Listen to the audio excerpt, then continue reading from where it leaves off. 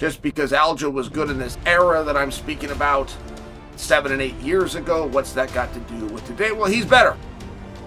And not only has he gotten better and evolved, he's better than I thought he was, and I thought he was pretty damn good. He became the champion of the world. I recognized him as the champion of the world. It turns out he was even better, right? I understood that he was number one, is what I'm attempting to say. I understood that he was very good. Turns out he was even better than I understood. And I didn't really see that until the night he took on Suga. I thought that there was ways to beat Aljo, right? There seems like anybody that we've seen 5 and 6 and 7 and up to 10 times, and we've got the footage of, as experts in the room, we can find a way to beat him. Now, finding the right athlete to go out there and exploit those things, we're having a totally different conversation.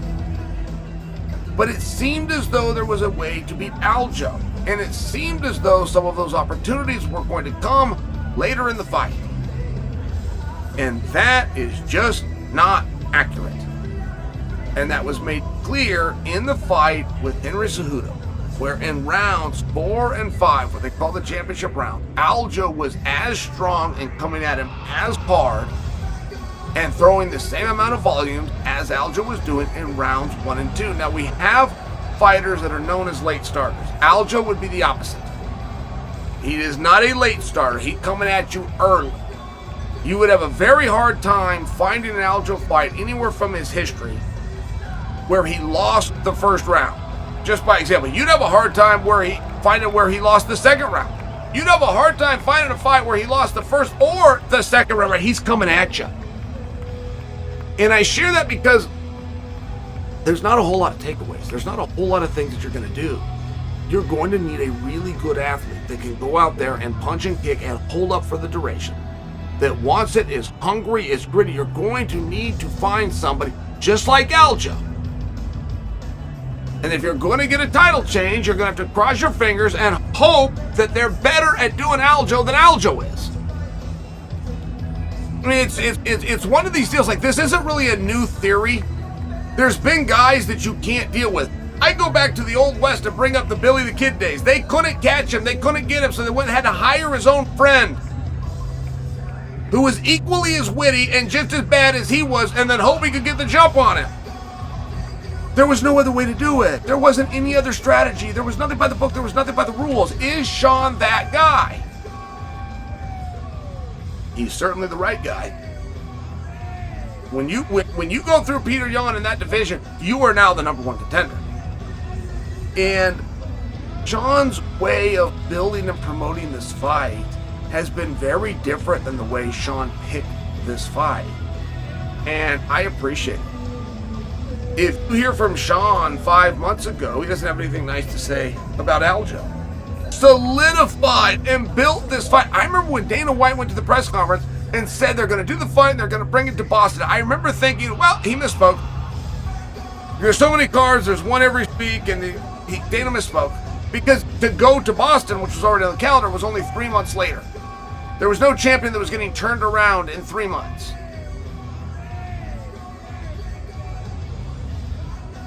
And it was one of these things where you find out that he is. I mean, Islam, not for nothing, had already sat for 3 months. Islam already sat for 3 or 4 months at the night that Aljo fought, and Aljo gets rebooked for 3 months later. Aljo will have fought Suga, O'Malley. Fight fans, welcome back to Luxury Tainment.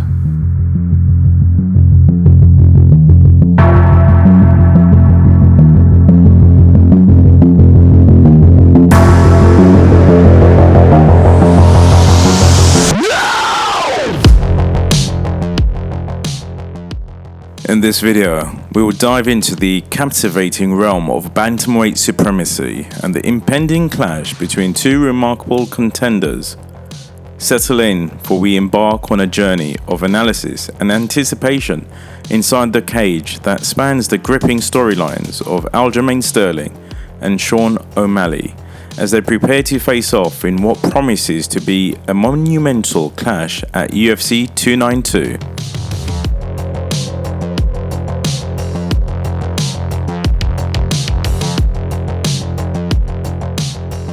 As the dust settles on the ever-evolving landscape of MMA, one name has emerged with a claim to being the best bantamweight in the history of the sport. Aljamain Sterling's ascent to glory, though contentious in its origin, is undeniably impressive.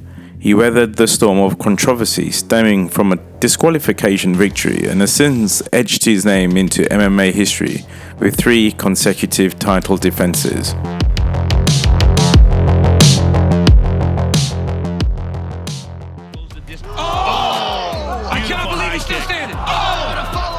That front kick to the body is money. Then he goes high on the beginning of the end. He's hurt.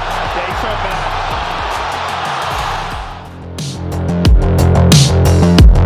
bad. Funkmaster accurately encapsulates Sterling's skills.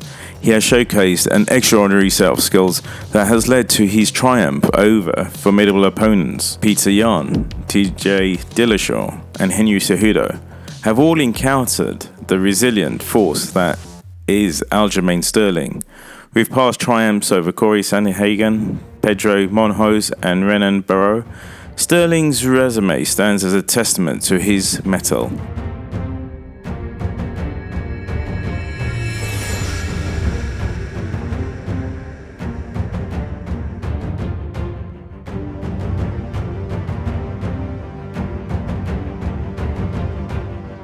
A complete fighter with seemingly no chinks in his armor, Sterling's attributes read like a laundry list of excellence. His cardio is nothing short of phenomenal, propelling him through grueling battles. His wrestling acumen is breathtaking, a dual threat of control and submission that leaves adversaries grappling for. His striking, while not overwhelmingly concussive, exudes explosive precision that cannot be overlooked.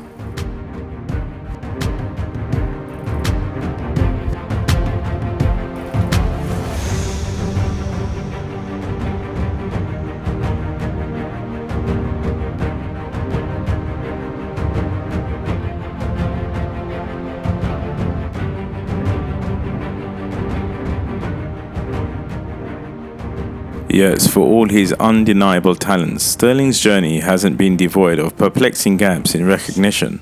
A riddle in its own right, the question of why Sterling hasn't earned the respect he deserves remains shrouded in mystery.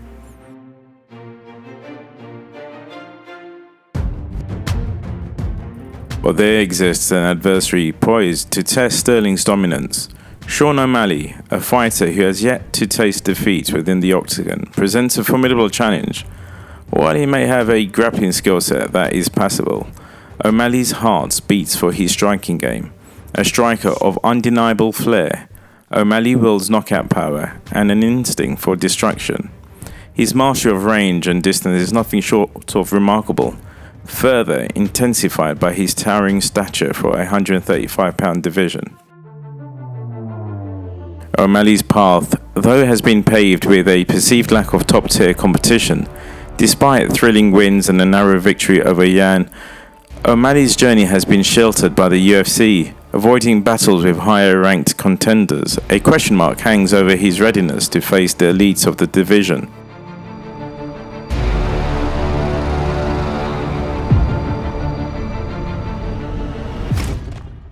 As we venture into the realm of predictions, the potential outcomes of this monumental clash come into focus. O'Malley's avenue to triumph seems to reside in thwarting Sterling's takedowns and launching calculated strikes from a distance, hunting for the decisive knockout blow.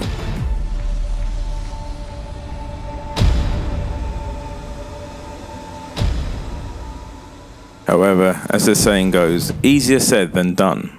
Sterling's deceptive speed in closing the gap and executing takedowns makes this endeavor formidable.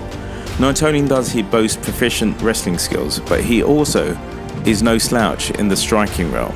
With an unyielding chin, Sterling has only been knocked out twice, both instances mired in unique circumstances. The ground is where the mismatch becomes apparent. Sterling's mastery of grappling, particularly when he seizes an opponent's back, often spells the end of the contest. While O'Malley is no novice, he does not scale the heights of Cejudo, Barão, or Mendes, all vanquished by Sterling's grappling supremacy.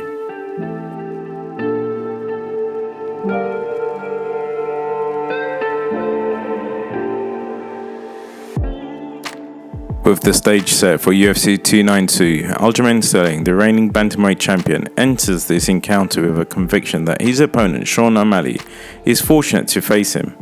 Sterling's sentiments resounds with a personal note as he reflects upon O'Malley's record.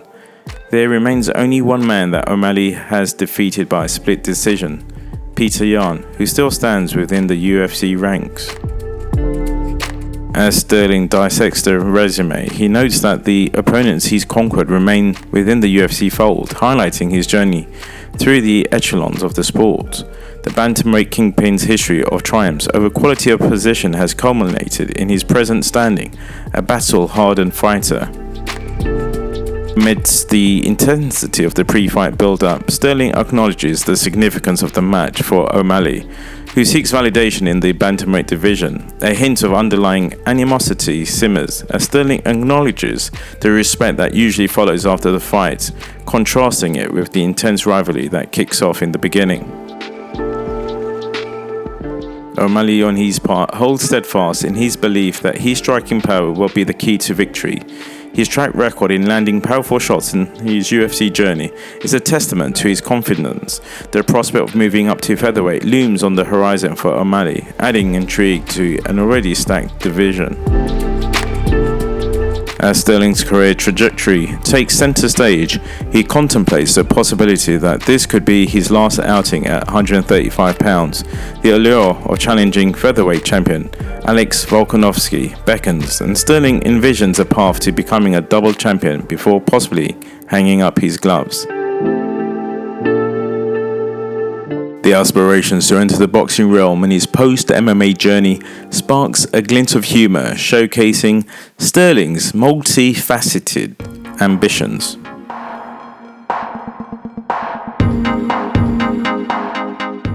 As the countdown to the main event intensifies, we dissect their skill sets and potential strategies. Sterling, a grappling specialist, stands poised to defend his title against a formidable striker in O'Malley. Their contrasting styles, coupled with their propensity for finishing fights, leave us with a myriad of possibilities.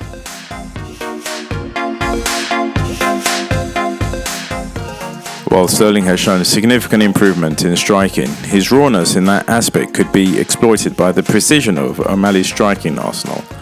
The potential for an emotional Sterling, driven by O'Malley's verbal sparring, presents a risk of lapses in strategy.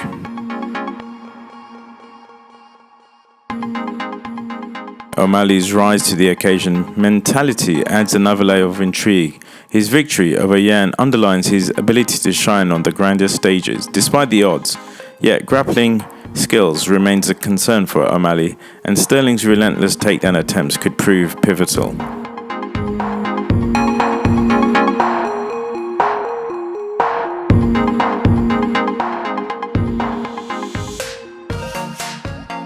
As we near the culmination of this analysis, a clear pattern emerges. While O'Malley possesses a striking advantage, Sterling's wrestling and submission game provides a potent counter. The key for O'Malley lies in avoiding the grappling exchanges and landing his trademark powerful strikes. Sterling's mastery of grappling, backed by his submission proficiency, presents a formidable obstacle for O'Malley. In the tapestry of MMA, these two fighters will engage in a battle that could resonate for years to come. Will Sterling's experience and multifaceted skill set triumph over O'Malley's striking brilliance? Or will O'Malley rise to the occasion once more and showcase his flair on the grandest stage?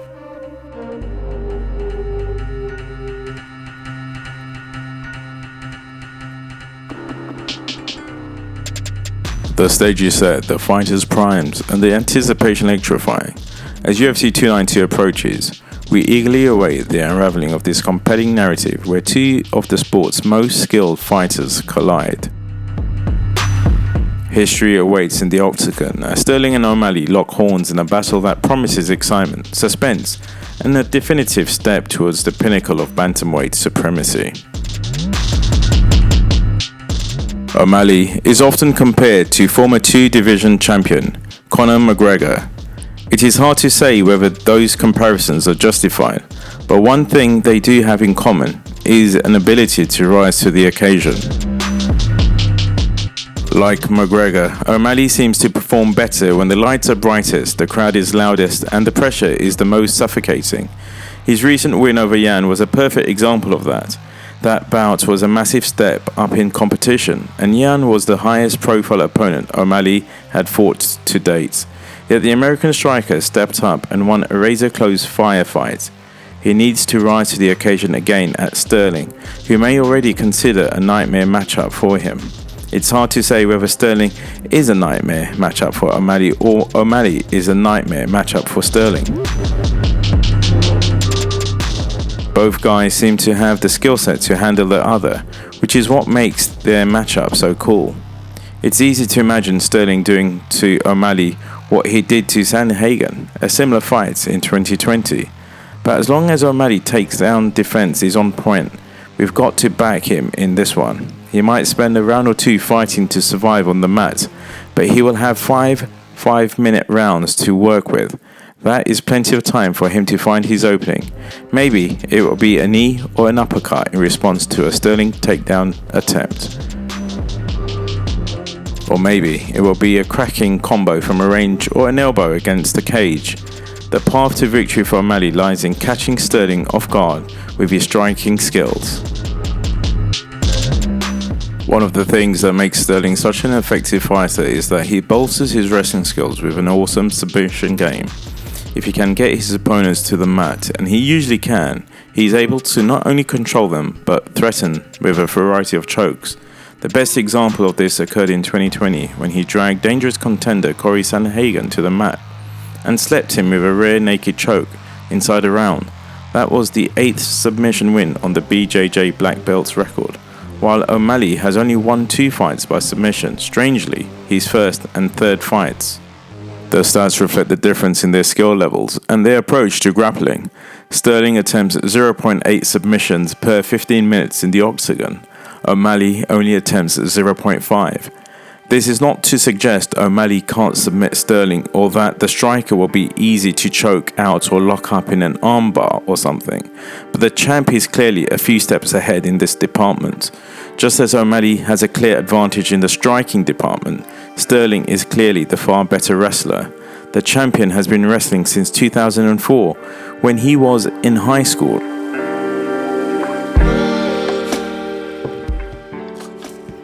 His wrestling background has served him well in the octagon, while he struggled to take Cejudo down at UFC 288 and struggled to keep him, the former Olympic gold medalist, on the mats when he got him there. He does not usually have much difficulty grounding his foes. His takedown accuracy rate is quite poor at 24%. That's worse than O'Malley's, but he is persistent enough that it often doesn't matter. In his win over Cejudo, for example, he attempted 15 takedowns to land the 4 that helped convince the judges he deserved the victory. It's not just that Sterling is a good wrestler either.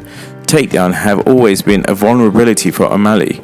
For all his skill on the feet, he typically offers little resistance when his opponents are able to get to his hips. Peter Yan, for example, took O'Malley down 6 times in the 3-round scrap last year, and the Russian is not even a wrestler by trade. O'Malley's takedown defense is not terrible, but it's not great either, and against a fighter who's as technical, strong and determined as Sterling, that is a cause for concern. Aljamain Sterling is still the bantamweight champion after UFC 288. Sterling was back in action in the main event of the Saturday night card in Newark, New Jersey, defending his title against former 2-division champion Henry Cejudo. It was a razor-close fight. Some fans on social media seemed to score it for the returning former champion, but in the end, it went Sterling's way via split decision. With his victory over Cejudo, Sterling has now defended the UFC bantam belt 3 times. More than any other fighter in the promotion's history. He will be rewarded for that historic feat with a big fight. After the UFC 288's main event concluded, the champion was joined in the octagon by knockout artist Sean O'Malley, the division's number 2 ranked contender and perhaps more importantly, its most popular fighter.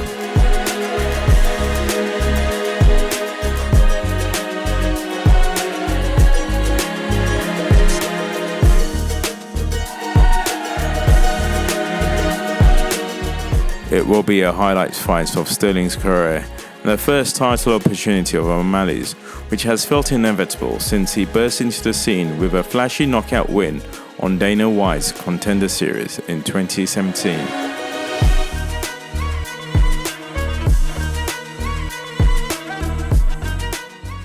The path to victory for O'Malley lies in catching Sterling off guard with his striking skills.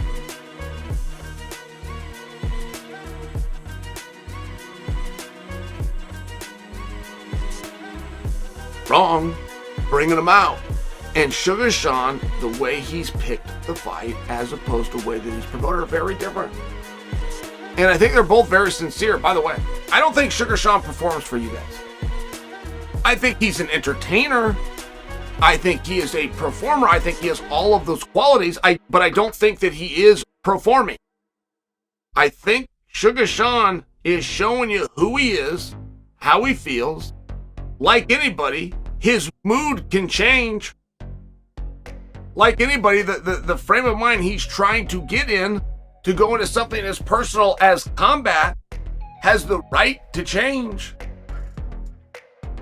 But it is distinctly different, and he's being very positive towards Aljo. And I think that Suga Sean is really somebody to look to. I feel as though he does everything right. And he works very hard those 3 times a year that he's competing, but he works very hard the other 362 days a year as well.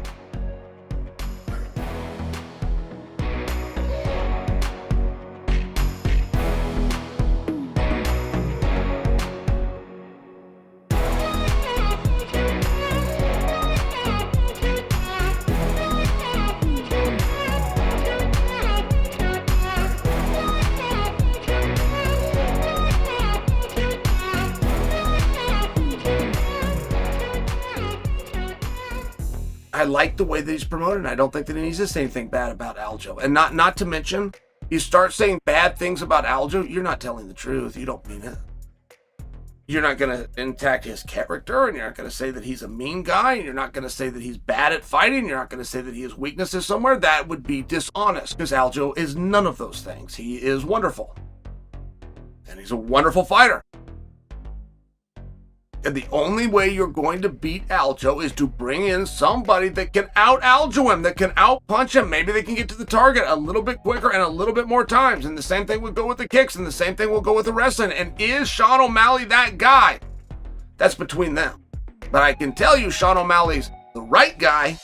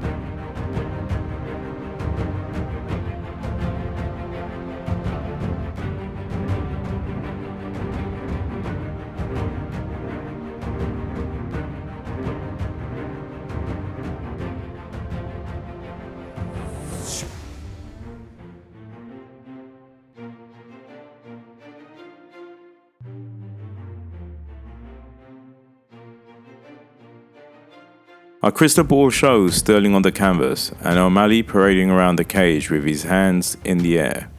O'Malley by knockout, round 3.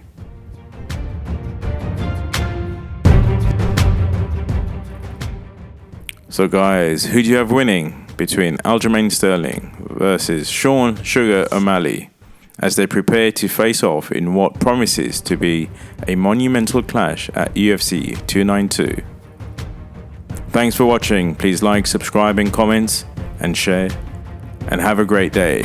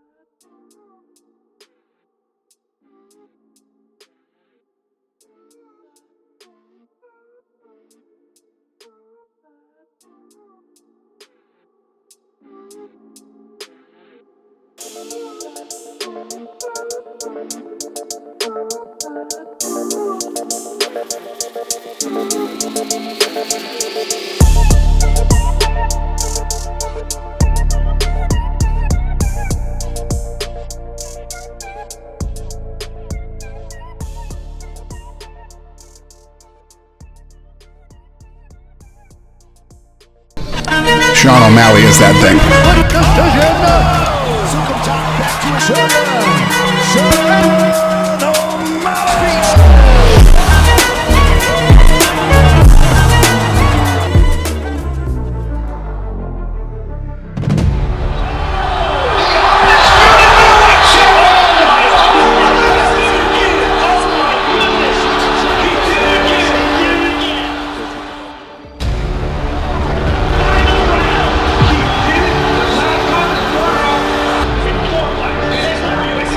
If he's not famous, he should sue the UFC.